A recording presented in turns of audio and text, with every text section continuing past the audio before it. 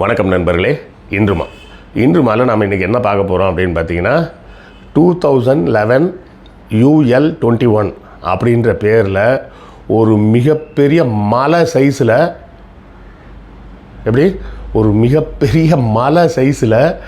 ஒரு பெரிய விண்கல் வந்து இன்னைக்கு, அதாவது 2024 ஜூன் 27ஆம் தேதி பூமியை நோக்கி வந்து கொண்டு இருக்கிறது.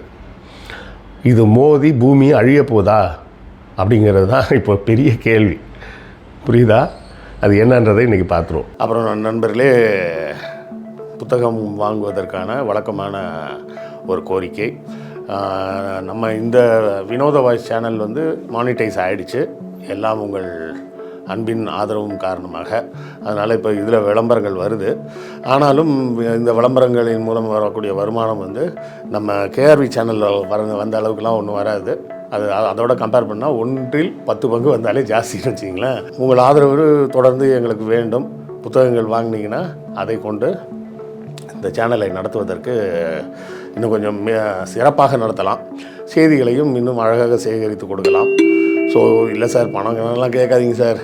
நம்ம பணம்லாம் கேட்குறது கிடையாது. நம்ம கேட்குறது என்ன கேட்போம், புத்தகங்கள் வாங்கி அதன் மூலமாக வருவாயை வைத்து நடத்துகிறோன்னு தான் சொல்கிறோம். இல்லை சார், புக்கெல்லாம் வாங்குறதுக்கெல்லாம் இப்போதைக்கு முடியாது சார், படிக்கிறதுக்கே எனக்கு நேரம் இல்லை சார் அப்படி இப்படின்னு நிறைய பேர் சொல்லலாம். வெளிநாடு வாழ் மக்கள் வந்து நீங்கள் புத்தகங்கள் வாங்கணும்னா முடிஞ்ச நேரம் வாங்கினாலும் வாங்குங்க. இல்லை வேண்டாம் அப்படின்னா அமேசான்லேருந்து கிண்டில் வெர்ஷனே நீங்கள் எடுத்து படிச்சுக்கலாம். பாபர் நாமா வர உள்ள எல்லா புத்தகங்களும் அமேசான் கிண்டிலில் கூட இருக்குது. இது எல்லாம் எதுவுமே முடியாதுன்னா கூட இந்த வீடியோக்களை ஷேர் பண்ணுங்கள். ஷேர் பண்ணாலே அதுவும் ஒரு வகையால் ஆதரவு தான். லைக் போடுங்க, கமெண்ட் போடுங்க, எல்லாமே ஆதரவு தான். ஸோ ஏதாவது ஒரு வகையில் எங்கள் சேனலுக்கு தொடர்ந்து உங்கள் ஆதரவை கொடுத்து கொண்டே இருங்க. இந்த 2011 UL-21 அப்படின்னு பெயர் சூட்டப்பட்டிருக்கக்கூடிய இந்த விண்கல் வந்து பார்த்திங்கன்னா கிட்டத்தட்ட நிலாவின் எடையில் 5இல் 1 பங்கு அப்படின்னு சொல்கிறாங்க. நிலா வந்து பூமி மேலே மோதிச்சுன்னா என்ன ஆகும்? மொத்தமாக காலி. சரியா? ஆனால் அதை விட அதோட எடையில் 5இல் 1 பங்கு சைஸு அப்படின்னாலே அது ஒரு மிகப்பெரிய மலை சைஸில் தான் இருக்கும். அப்படி ஒரு விண்கல் வந்து வேகமாக வந்து கொண்டு இருக்கிறது. இதற்கு முன்னாடி வந்திருக்கா அப்படின்னு பார்த்தோம்னா வந்திருக்கு. எப்போ வந்திருக்கு? 1900 வந்திருக்கு. சரி, இந்த 1900 வந்த விண்கல் வந்து வந்தது இப்போ மறுபடி 2024 இப்போ பூமியை சுற்றி கிட்ட நெருங்கி வந்திருக்கு. இப்போ இப்படி வரும்போது இது எதனால் வருது? இது வந்து ஏதோ ஒரு கோள், ஏதாவது ஒரு பிளானட்டோட துணைக்கோளாக இருந்திருக்கும். அந்த துணைக்கோளில் இருந்து பிரிஞ்சு வெளியே வந்திருக்கும். இதை குறித்த செய்தியெல்லாம் இன்னொரு நாள் நம்ம பேசுவோம். அதாவது பூமிக்கு ஏன் ஒரே ஒரு நிலா இருக்குது? நம்ம நிலா வந்து மிகவும் ஒரு ஃபேசினேட்டட் ஒரு விஷயம். அன்று வந்தது மத்திய நிலா அப்படின்லாம் பாட்டெலாம் நம்மக்கிட்ட இருக்குது. நிலவுக்கு என் மேல் என்னடி கோபம், நிலாவை பற்றி நிறைய பாடல்கள் இருக்குது. ஆனால் மற்ற பிளானட்லலாம் நிறைய நிலா இருக்குது. நம்ம பிளானட்டில் ஒரே ஒரு நிலா தானே இருக்குது. ஏன் ஒரே ஒரு நிலா இருக்குது அப்படிங்கிறத பற்றின செய்தியை இன்னொரு நாள் பேசுவோம். இப்போ நம்ம தெரிஞ்சுக்க வேண்டியது இந்த UL-21 2011 UL-21. அது எதுக்கு அந்த பேர் வச்சாங்கன்னு தெரில. ஒருவேளை 2011 தான் இதை ஐடென்டிஃபை பண்ணாங்களான்னு தெரியல. ஆனால் அதுக்கு பேர் வந்து 2011 UL-21 வச்சுருக்காங்க. இது அஸ்ட்ரானமியில் வந்து ஒவ்வொரு விண்கலுக்கும், ஒவ்வொரு நட்சத்திரத்துக்கும், ஒவ்வொரு கிரகத்துக்கும் ஒவ்வொரு டைப்பாக பேர் வைப்பாங்க. இப்போ இருக்கக்கூடிய mercury, Venus, Mars, Jupiter, Neptune, Pluto இதெல்லாம் வந்து ரோமாபுரியில் இருக்கக்கூடிய பழைய கடவுள்களோட பேர். சரியா? இப்போ நம்ம ஊரில் இருக்குல்ல இந்திரன், மன்மதன், அந்த மாதிரிலாம் அந்த மாதிரி உள்ள பெயர்களை தான் அங்கே அவங்களும் வச்சுருந்தாங்க. இங்கேயும் பார்த்தோம்னா நம்மளும் அதுக்கு வந்து இப்படி தான் பேர் வச்சுருக்குறோம். செவ்வாய், புதன், வியாழன், வெள்ளினா சுக்கிரன் அப்படின்னு அர்த்தம். இது மாதிரி இங்கேயும் நாமளும் அந்த மாதிரி தான் பேர்களை வச்சுருக்கோம்னு வைங்களேன். அதெல்லாம் எப்படி ஒரே மாதிரி வந்ததுன்றதுக்கு இன்னொரு செய்தி இருக்குது. அதுக்கு சுமேரிய நாகரிகத்துக்குள்ளே போகணும். அந்த செய்திகளை இன்னொரு நாள் பார்ப்போம். இப்போ நாம் தெரிஞ்சுக்க வேண்டியது, இது வந்து பூமியை வந்து இடிக்க போதா அப்படின்னா இல்லை அப்படிங்கிறது ஒரு ஆறுதலான செய்தி.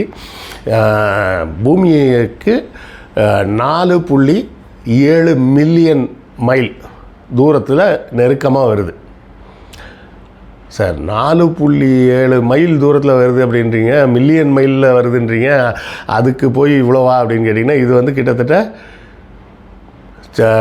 நிலாவுக்கும் நமக்கும் இருக்கிற தூரத்தை விட 1.7 மடங்கு தான் பெருசு. 1.7 மடங்கு. அதாவது நிலாவுக்கும் நமக்கு எவ்வளோ தூரம் இருக்கோ அதே போல் இன்னொரு 3/4 பங்கு சேர்த்துக்கிட்டோம்னா எவ்வளோ தூரமோ அவ்வளோ தூரம், அவ்வளோ நெருக்கமாக இவ்வளோ பெரிய விண்கல்லாம் வரக்கூடாது. வந்தால் நமக்கு பெரிய ரிஸ்க் இருக்குது.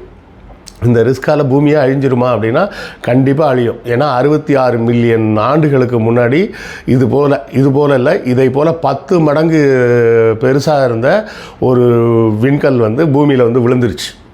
கிட்ட நெருங்கி வந்திருக்கு. கிட்ட நெருங்கி வந்தாலே என்ன பிரச்சனைனா அது வந்து பூமியின் புவியீர்ப்பு விசையால் இழுக்கப்படும். அப்படி இழுக்கப்படும் போது என்ன ஆகும், அது வேகமாக உள்ள நம்மளுடைய வாயு மண்டலத்துக்குள்ளே வரும். அட்மாஸ்பியருக்குள்ளே நுழையும் போது என்னாகும், இந்த அட்மாஸ்பியரில் பட்டு உராயும் போது அது வரக்கூடிய வேகத்துக்கும் இந்த காற்றில் ஏற்படக்கூடிய உராய்வினாலையும் என்ன ஆகும், ஹீட் ஆகி தீப்பிடிக்க ஆரம்பிச்சிடும். அது அந்த விண்கல்லில் இருக்கக்கூடிய எரியக்கூடிய பொருட்கள்லாம் சேர்ந்து எரிய ஆரம்பிச்சிடும். அந்த எரிஞ்சிக்கிட்டே ஒரு பெரிய மலை வந்து எரிஞ்சிக்கிட்டே வந்து பூமியில் விழுந்தா என்ன ஆகும், முதல்ல அந்த தாக்கம் அதோடு சேர்த்து அவ்வளோ பெரிய நெருப்பு பரவும் போது என்ன ஆகும், மொத்தமாக அழிஞ்சு போகும். அப்படி அழிந்து போனது தான் 66 மில்லியன் ஆண்டுகளுக்கு முன்னாடி அழிஞ்சு போன உயிரினம் தான் நம்ம டைனோசர்.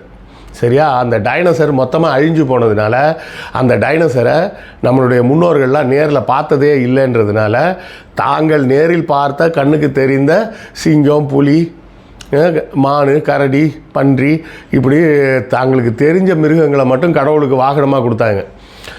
டைனோசரை வந்து தெரிஞ்சிருந்தா டைனோசரையும் சேர்த்துருப்பாங்க. இவங்களுக்கு டைனோசரை பற்றி தெரியாது, அப்படி ஒரு விஷயம் நடந்ததும் தெரியாது. அப்படிங்கிறதுனால தான் கடவுள்களுக்கு டைனோசர்லாம் வாகனமாக இல்லை.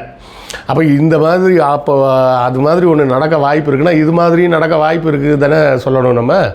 இப்போ இந்த UL-21 மறுபடி எப்போ பூமிக்கு வரும் அப்படின்னு கேட்டிங்கன்னா 2089 மறுபடியும் வரப்போகுது அப்படின்னு சொல்கிறாங்க. அதாவது இன்றைக்கி தேதிக்கு ஒரு 65 ஆண்டுகளுக்கு பிறகு மறுபடியும் இது ஒரு சுற்றிட்டு மறுபடியும் பூமி பக்கத்தில் வரும் அப்படின்னு சொல்கிறாங்க. ஆனால் விஞ்ஞானிகளின் கணக்குப்படி அடுத்த 1000 ஆண்டுகளுக்கு, சரியா, அடுத்த 1000 ஆண்டுகள் வரை இப்போது இருக்கக்கூடிய தூரத்தில் இருக்கக்கூடிய விண்கல்லேருந்து எல்லாத்தையும் வச்சு கணக்கு போட்டு என்ன சொல்கிறாங்க, இன்னும் ஒரு 1000 ஆண்டுகளுக்கு பூமியை அழிக்கக்கூடிய சைஸில் ஒரு பெரிய விண்கல்லாம் வராது அப்படின்னு சொல்கிறாங்க. அதே நேரத்தில் பூமியை அழிக்கக்கூடிய சைஸில் விண்கல் வராதுன்னா கூட இருக்கக்கூடிய பொட்டன்ஷியலை பற்றி பார்த்தோம்னா அபோபிஸ் அப்படின்னு சொல்லிட்டு ஒரு விண்கல் இருக்குதான். அந்த அபோபிஸ் இன்னும் ஒரு 50 ஆண்டுகளுக்குள்ளே பூமிக்கிட்ட நெருங்கி வந்துருமா. அப்படி வந்துச்சுன்னா ஒருவேளை அது பூமியோடு இடிக்க வேண்டிய ஒரு கட்டாயம் வந்தால் கிட்டத்தட்ட நியூயார்க் நகரம் போன்ற ஒரு மிகப்பெரிய நகரத்தையே அழிச்சிடக்கூடிய அளவுக்கு அது பெருசு, இந்த அபோபிஸ் அப்படின்னு சொல்லக்கூடிய அந்த விண்கல். ஸோ விண்ணிலிருந்து நமக்கு வரக்கூடிய ஆபத்துகள் இன்னும் இருந்துக்கிட்டு தான் இருக்குது. அந்த ஆபத்துகள் ஒரேடியாக இல்லைன்னா சொல்லிட முடியாது. சரியா?